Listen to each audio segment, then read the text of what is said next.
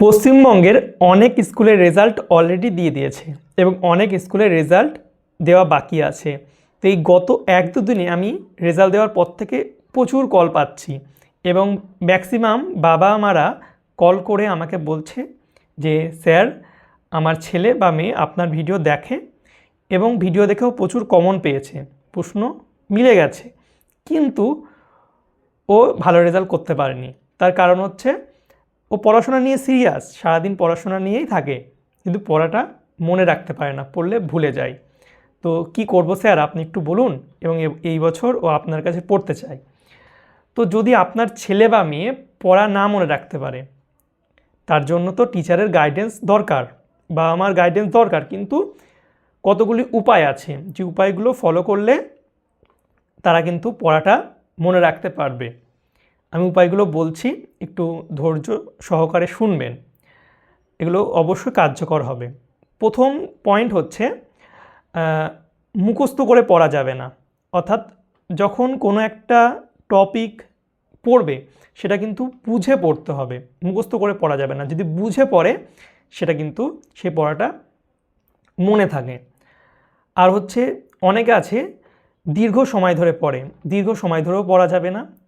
ছোট ছোট টাইম ভাগ করে পড়তে হবে। অর্থাৎ 30 মিনিট পড়লাম, 30 মিনিট পড়ার পর 5 মিনিট ব্রেক নিলাম, একটু হাঁটাচলা করলাম, বাবা মার সঙ্গে কথা বললাম। তো ছোট ছোট ব্রেক নিয়ে পড়াশোনা করলে কিন্তু মনে থাকে।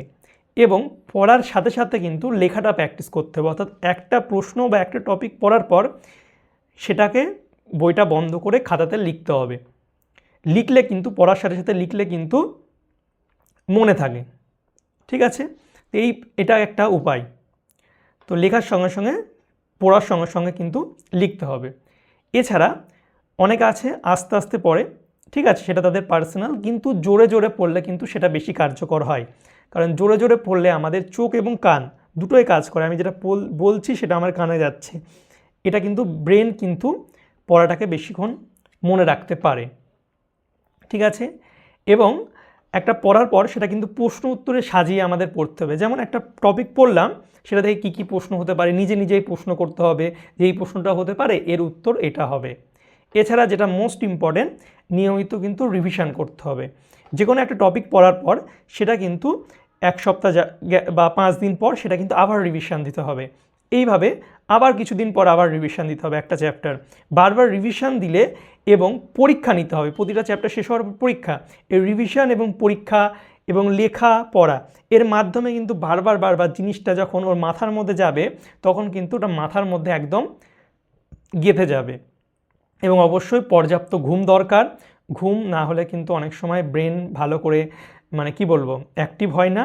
এবং নিয়মিত চেষ্টা করতে হবে মেডিটেশন করার বা ছোট কিছু এক্সারসাইজ করার। এই মেডিটেশন এক্সারসাইজ করলে কিন্তু আমাদের কি বলবো ধৈর্য বা মানসিক যে ক্ষমতা সেটা কিন্তু বেড়ে যায়।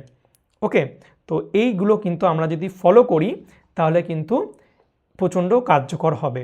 এবং সবথেকে গুরুত্বপূর্ণ যে কথাটা আমি শেয়ার করব সেটা হচ্ছে বাচ্চাকে কিন্তু ভয় দেখানো যাবে না। ওকে, অনেকে ভয় দেখায় যে পড় মারে, এগুলো কিন্তু করা যাবে না, চাপ দেওয়া যাবে না। ঠিক আছে, ভালোবাসা এবং ধৈর্যের সঙ্গে কিন্তু বোঝাতে হবে। ভালোবাসা ধৈর্যের সঙ্গে বোঝালে কিন্তু এটাই সবথেকে কিন্তু বড় উপায় হবে। ওকে, বাচ্চা বুঝবে এবং সে কিন্তু যদি এগুলো ফলো করতে পারে দেখবেন খুব তাড়াতাড়ি চেঞ্জ পাবেন এবং ওর কিন্তু পড়াটা মনে থাকবে। অবশ্য যদি উপায়গুলো ভালো লাগে ট্রাই করে দেখবেন। যদি সাকসেস হয় কমেন্ট করে অবশ্যই আমাকে জানাবেন, ভিডিওটাকে বেশি বেশি করে শেয়ার করবেন। আর যারা চাইছেন আমার কাছে অফলাইন বা অনলাইনে পড়তে তো অবশ্যই যোগাযোগ করতে পারেন। অফলাইনের ঠিকানা হচ্ছে আমগাটা তাঁতিবাড়ি বাস স্টপ এবং অনলাইনে হচ্ছে আমার অ্যাপ এবং ওয়েবসাইট আছে। নিচে দেওয়া নাম্বারে যোগাযোগ করে অবশ্যই কোর্সে ভর্তি হয়ে যেতে পারেন। আপনার বাচ্চা বা কেউ থাকলে তাদের সঙ্গে শেয়ার করে দেবেন।